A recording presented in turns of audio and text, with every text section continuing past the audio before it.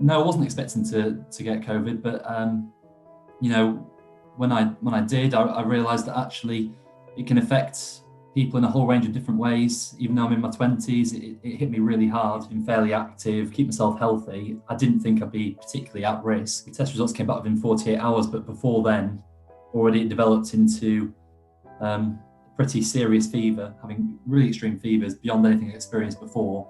And that was a point at which I realised it was probably something more serious than what I'd experienced in the past. But all it took really was one trip out to see a group of friends for a birthday. We were still socially distanced, rule of 6, there's a curfew at 10. We observed all the rules, and yet still I had the contact. We're being cautious, but clearly not cautious enough. So on the first day, I said it was a simple cough, and then it quickly progressed into a pretty serious fever.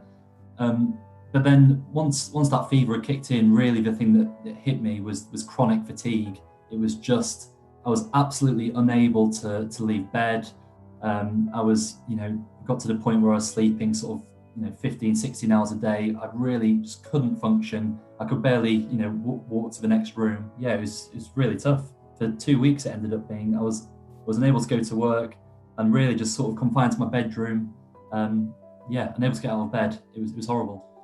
I was scared, and I think, I only had there was not extreme breathing difficulties, but I was experiencing tightness in my chest, which concerned me, as I knew that was a serious symptom. I mean, I regret the fact that I was in any way not cautious enough with the rules. I wish on reflection that I really had done my absolute utmost to ensure there was no chance of me contracting it, because I am now aware how serious it could have been for me.